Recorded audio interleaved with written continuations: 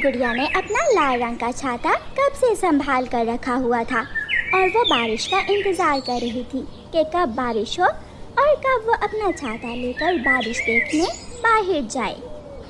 आज गुड़िया बहुत खुश थी क्योंकि आसमान पर गहरे काले बादल छाए हुए थे। गुड़िया अपने घर के रास्ते में ही थी कि तेज बारिश शुरू हो जाती है। गुड़िया जल्दी जल्दी से उड़ती हुई अपने घर पहुंच जाती है। मम्मा मम्मा, मेरा छाता कहाँ है? गुड़िया बेटी, आहिस्ता बोला करो, कितनी बार समझाया है। वो अलमारी में है आपका छाता। गुड़िया अलमारी से अपना छाता निकाल लेती है। मम्मा, मैं अपना छाता लेकर जंगल में बारिश देखने जा रही हूँ। अगर छाता लेकर बाहर ही जाना है तो मेरा थोड़ा काम ही कर दो। मम्मा बताइए। ये लो 50 रुपए और कबूतर चाचा की दुकान से पकौड़े ले आओ। पकौड़ों का सुनकर गुड़िया खुश हो जाती है और अपनी मम्मा से पैसे लेकर अपना छाता लेती है और बाहर चली जाती है। गुड़िया को बहुत मज़ा आ रहा था। वो बारिश भी देख रही थी और बारिश में भीग भी नहीं रही थी। अपने घर की खिड़की में बैठा हुआ जग्गू कौवा गुड़िया को जाता हुआ देखता है और ऊंची आवाज़ में बोलता है, मम्मा, पापा, वो छाता मुझे लेना है। वो गई आंटी चिड़िया की बेटी गुड़िया, वो गई छाता लेकर। जग्गू बेटा, शोर मत करो। मैं जब बाजार जाऊंगी तो तुझे भी ला दूंगी वैसा ही छाता। लूंगा, मैं वही छाता लूंगा। मुझे वही छाता ला कर दे। कालू जी, सुन रहे हो? उस गरीब चिड़िया की बेटी के पास छाता है और एक हमारा जग्गू है कि जब भी बारिश होती है छाता मांग कर थक जाता है। उसे छोटी चिड़िया की बेटी को कई बार कहा है कि ऐसी नई चीजें लेकर मेरे घर के सामने से ना गुजरा करो। तो छीन लो उससे वो छाता। वो क्या करेगी? जब उसकी माँ आएगी तो मैं देख लूंगी उसे भी। अंकल, मुझे 50 के पकौड़े दे दे। बेटी, ये छाता तुमने कहाँ से लिया है? ये तो बहुत सुंदर है और बारिश से भी बचा रहा है। ये छाता मेरी नाना मेरे जन्मदिन पर लेकर आई थी। मुझे ये छाता बहुत पसंद है। तो ये रहे आपके पकोड़े, साथ में मीठी चटनी भी डालती है। अंकल, एक जलेबी खा लो। हाँ, खा लो। गुड़िया कबूतर चाचा की एक जलेबी उठाकर खाती है और पकौड़े लेकर वापस घर की तरफ उड़ती है। मेरी मम्मा सबसे प्यारी, सुंदर आँखों वाली, मेरी नानों का तो क्या कहना, जब पहने सोने का गहना। गुड़िया बहुत ही खुश थी। जब वो कौवों के घर के पास से गुजरती है तो जग्गू गुड़िया को आवाज़ देता है। वो पहले से ही घर के बाहर निकल कर बैठा हुआ था। जग्गू, अगर यहाँ बारिश में बैठना है तो मेरी तरह छाता लो। अगर नहीं है तो अपनी नानों से कहो, वो तुम्हें ला देगी। पापा, वो आ गई है। जग्गू का पापा कालू कौवा, दुष्ट कौवा, जल्दी से घर से बाहर आता है और गुड़िया से उसका छाता छीन लेता है। चलो भागे यहाँ से। छाता क्या ले लिया? बड़ी बनी फिरती है। अंकल, मुझे मेरा छाता वापस दे। कालू कौवा वो छाता जग्गू को दे देता है, जो छाता लेते ही जंगल की तरफ निकल जाता है। मैं मम्मा को बताऊंगी। गंदे हैं, सारे कौवे गंदे हैं, बहुत बुरे हैं। रोती हुई गुड़िया अपने घर चली जाती है। गुड़िया बेटी, क्या हुआ? आप क्यों रो रही हो? मैंने आपकी पसंद के पकौड़े भी मंगवा लिए हैं, आप फिर भी रो रही हो। मम्मा, कालू अंकल ने मेरा छाता छीनकर अपने जग्गू को दे दिया है। बेटी, कालू अंकल ने ज़रूर मजाक किया होगा। जग्गू थोड़ा खेले, फिर मैं जाकर आपका छाता आपको वापस ला दूंगी। तब तक आप पकौड़े खाओ। नहीं खाऊंगी। जब तक मेरा छाता मुझे नहीं मिलता मैं कुछ नहीं खाऊंगी। अच्छा, मैं जाती हूँ और ला देती हूँ आपका छाता। ये बच्ची भी ना बहुत जिद्दी है। मम्मा चिड़िया अपने घर से निकलती है और कौवों के घर जाती है। रोए ही जा रही है। मैंने समझाया भी कि जग्गू खेल ले, फिर ला दूंगी छाता। मगर वो भी जग्गू की तरह बच्ची ही है, कब समझती है। कौन सा छाता? चल भाग यहाँ से। वो वही छाता जो कालू भाई आपने मेरी बेटी से अभी अभी लिया है। लिया नहीं है, छीना है। वो मेरे बेटे जग्गू को पसंद आ गया था। ऐसे कैसे पसंद आ गया था? वो तो मेरी माँ लाई थी मेरी गुड़िया के लिए। जग्गू वो छाता लेकर जंगल घूमने गया हुआ है। जब वापस आएगा तो देखा जाएगा। चिड़िया, अब तुम जाओ यहाँ से। मेरे सर में पहले ही बहुत दर्द है और तुम्हारी तीखी आवाज से दर्द और भी बढ़ रहा है। जब जग्गू आए तो मैं दोबारा आऊंगी। ऐसे कहते हुए मामा चिड़िया वहाँ से चली जाती है। गुड़िया तो रोए जा रही थी। मैंने वो छाता लेकर अपनी सहेली मीना से मिलने जाना था। मैं सोच रही थी कि मैं मीना के घर जाऊंगी।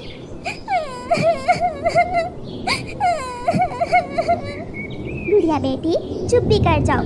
जब मैं छोटी थी तो आपकी नानो मुझे पीपल के पत्तों से छाता बना कर दिया करती थी। मैं भी अपनी बेटी को पीपल के पत्तों से छाता बना देती हूँ।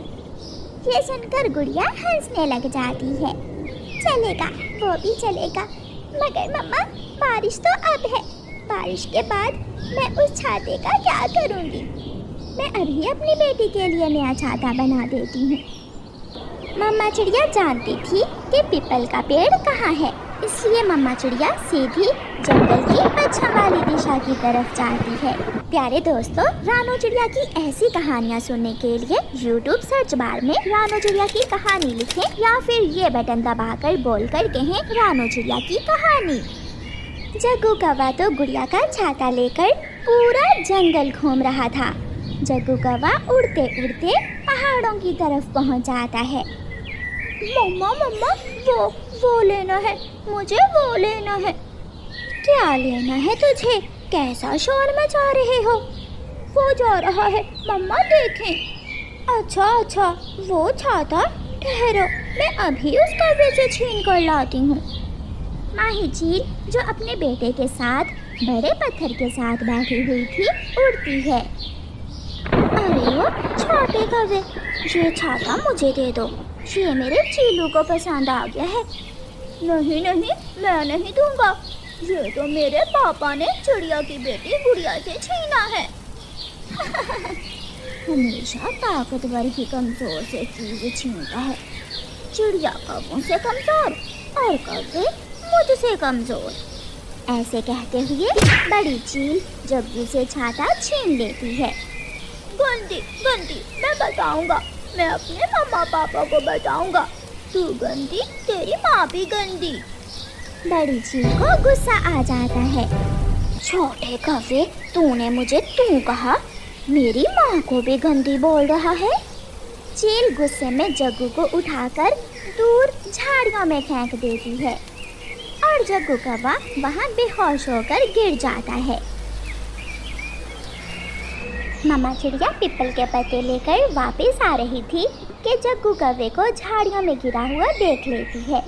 ये यहाँ कैसे फंस गया? ये तो जग्गू है। चिड़िया जग्गू को उठाकर उसके घर ले जाती है। ये झाड़ियों में गिरा पड़ा था, मैं इसे यहाँ ले आई। उठो मेरे शेर, मेरे जग्गू, आंखें खोलो। मेरे बेटे उठो। जग्गू मेरे बेटे। उसने मेरा छाता छीन लिया और मुझे धक्का देकर गिरा दिया।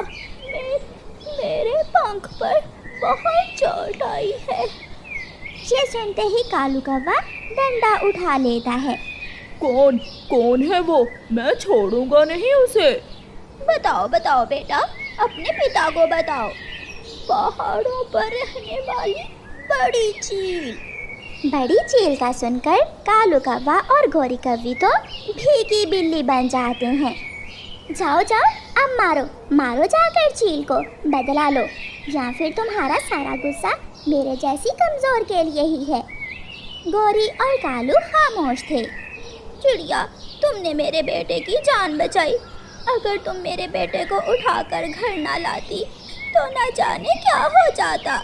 हमें माफ कर दो चिड़िया, चिड़िया, तुमने सच कहा, गुस्सा हमेशा कमजोर पर ही आता है, मगर इसका एहसास हमें आज हुआ है। आंटी, मुझे भी माफ कर दे। मेरे बहुत दर्द हो रहा था जब आपने मुझे वहाँ से निकाला। फिर चिड़िया अपने घर चली जाती है और अपनी बेटी के साथ जाकर मज़े मज़े से मीठी चटनी के साथ पकौड़े खाती है और अपनी बेटी गुड़िया को सारी बात बताती है।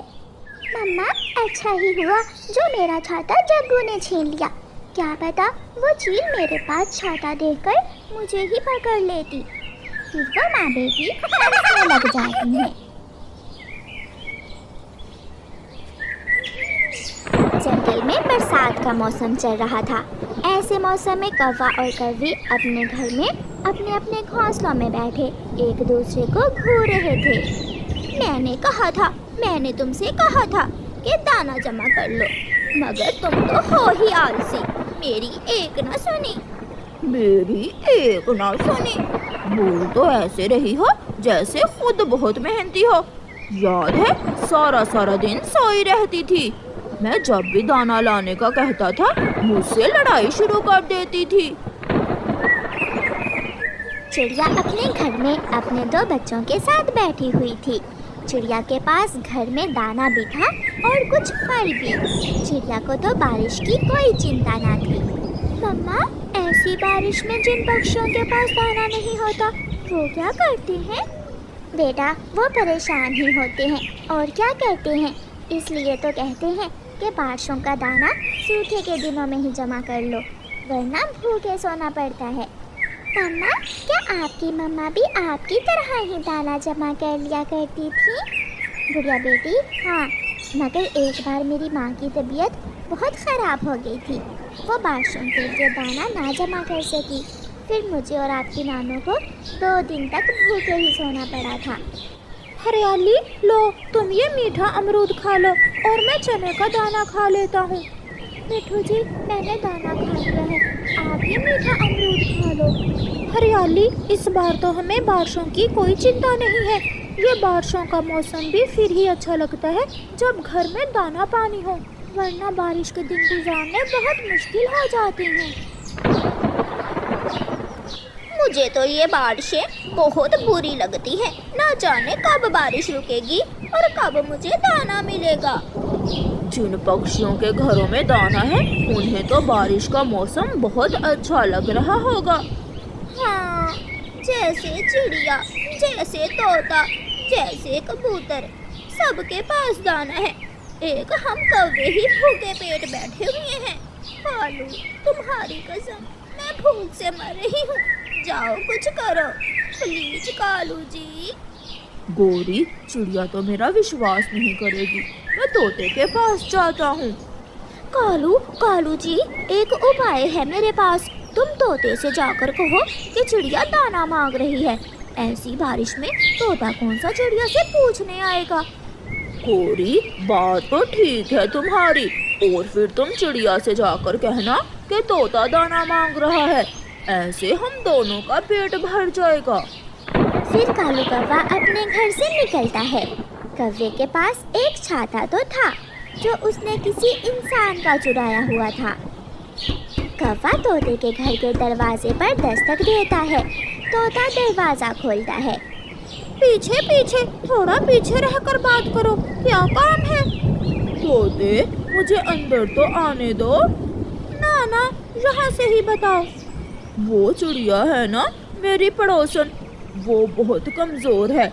ऐसी बारिश में वो उड़ नहीं सकती। कालू कौवे, ऐसी बारिश में घर से निकलता कौन है? मेरी बात तो सुनो यार तोते, उसी ने मुझे तुम्हारे पास भेजा है। वो दाना मांग रही है। चिड़िया के बच्चे बहुत भूखे हैं। तुम झूठ बोल रहे हो। अगर मेरा विश्वास नहीं तो जाकर पूछ लो। अब ऐसी बारिश में मैं नहीं जा सकता। हरियाली, तोते की पत्नी एक बाली गेहूं की लेकर बाहर आ जाती है। कौवे, लो तुम ये गेहूं ले जाओ और चिड़िया को दे दो। उसे कहना कि अपने बच्चों को पेट भर कर दाना खिलाए। कौवा दाना देखकर बहुत खुश होता है और दाना लेकर वहाँ से चला जाता है।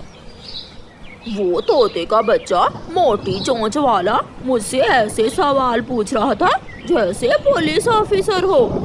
कालू जी, ऐसे मौसम में 2-4 बातें सुनकर दाना मिल गया और हमें क्या चाहिए। लाओ, ये दाना मैं खा लेती हूँ, मुझे ज़्यादा भूख लगी है, और फिर बाद में तुम्हें चिड़िया से दाना मांग कर ला देती हूँ मैं। गोरी कव्वी दाने पर टूटती है और सारे का सारा दाना अकेली ही खा लेती है। प्यारे दोस्तों, रानो चिड़िया की ऐसी कहानियाँ सुनने के लिए YouTube सर्च बार में रानो चिड़िया की कहानी लिखें या फिर ये बटन दबाकर बोलकर कहें रानो चिड़िया की कहानी। कुकू बेटा, लाओ मुझे मटका दो, मैं मटका बाहर रखकर बारिश का पानी भर लेती हूँ। मम्मा, क्या बारिश का पानी पीने लायक होता है? तो और क्या, बारिश का पानी साफ होता है, उसे हम पी सकते हैं। फिर मम्मा चिड़िया अपना मटका लेकर बाहर पेड़ पर अपने घर के सामने बैठकर पानी भरने लगती है। दूर से ही चिड़िया गोरी कव्वी को आते हुए देख लेती है। लो आगे कव्वी, जरूर मुझसे दाना लेने आई होगी। चिड़िया, मैं सारे रास्ते में सोच रही थी कि न जाने चिड़िया दरवाज़ा भी खोले या ना खोले। अगर मैं घर के अंदर होती तो कभी ना खोलती दरवाज़ा। बताओ क्या काम है? वो मेरा पड़ोसी है ना, मोटी चोंच वाला तोता, वो भूख से मर रहा है। 2 बार मुझसे दाना लेकर खा चुका है, मगर उसका पेट ही नहीं भर रहा। उसने मुझे तुम्हारे पास भेजा है दाना लेने के लिए। तो क्या तुम्हारे घर से दाना खत्म हो गया है? हाँ, आधा दाना हमने खाया और आधा तो वो तोता ही खा गया है। तुम यहाँ रुको, मैं घर से दाना लाती हूँ। फिर चिड़िया घर में जाती है और गोरी कव्वी को मकई का एक भुट्टा ला देती है। तोते से कहना कि मेरे पास मकई ही थी। ऐसे मौसम में उस मोटी चोंच वाले को मकई मिल गई और क्या वो हमारी जान लेगा। चिड़िया, अब मैं जाती हूँ, कहीं भूख से वो बेचारा मर ही ना जाए। गोरी कव्वी चिड़िया से मकई का भुट्टा लेकर चली जाती है। दोनों कव्वे पेट भरकर मकई खाते हैं। गोरी, अगर बारिश ना रुकी तो सुबह का नाश्ता कहाँ से करेंगे? कालू, मैं तो पहले ही ब्लड प्रेशर की मरीज हूँ, मुझे इतनी टेंशन ना दो। जब सुबह होगी देखा जाएगा। वो मोटी बुलबुल भी बारिशों से पहले मीठे मीठे फूल जमा कर रही थी। अब सो जाओ, कल उस बुलबुल को भी देख लेंगे। दोनों कव्वे सो जाते हैं। मम्मा, ऐसी बारिश में तितलियाँ कहाँ जाती हैं? बेटा, हमारी तरह उनके भी घर होते हैं। और मम्मा, इंसान ऐसी बारिश में क्या करते हैं? पागल, इंसानों के पास बड़े बड़े घर होते हैं, आसमान तक ऊंचे। वो अपने घरों में रहते हैं। मम्मा, क्या इंसानों के पास भी दाना जमा होता है? हाँ बेटा, मगर इंसान भी हमारी तरह ही होते हैं। जो आलसी इंसान होते हैं वो बारिशों में बहुत परेशान होते हैं, और जिनके पास दाना होता है वो बारिशों के दिन मज़े से गुजारते हैं। सुबह हो जाती है, कौवा और कव्वी भी उठ जाते हैं। कालू, कालू उठो, देखो देखो, बारिश रुक गई है, मौसम बदल गया है। देखो, बाहर धूप निकली हुई है। चलो जल्दी से दाना जमा कर लें, इससे पहले कि बारिश फिर से शुरू हो जाए। हाँ गोरी, इस बार मेरा भी दिल कर रहा है कि मैं भी बारिश अपने घर में आराम से बैठकर देखूं। तो क्या चिड़िया, तुमने मुझसे दाना नहीं मंगवाया था? ना ना, मैंने कब मंगवाया? वो कव्वी तो मुझसे तुम्हारा नाम लेकर दाना ले गई। उसने कहा कि मिट्ठू बेचारा भूख से मर रहा है। इसका मतलब वो कव्वे हमें फिर से उल्लू बना गए। फिर चिड़िया और तोता हंसने लगते हैं। सामने से गोरी और कालू आ रहे थे। चिड़िया और तोते को इकट्ठे बैठे हुए देखकर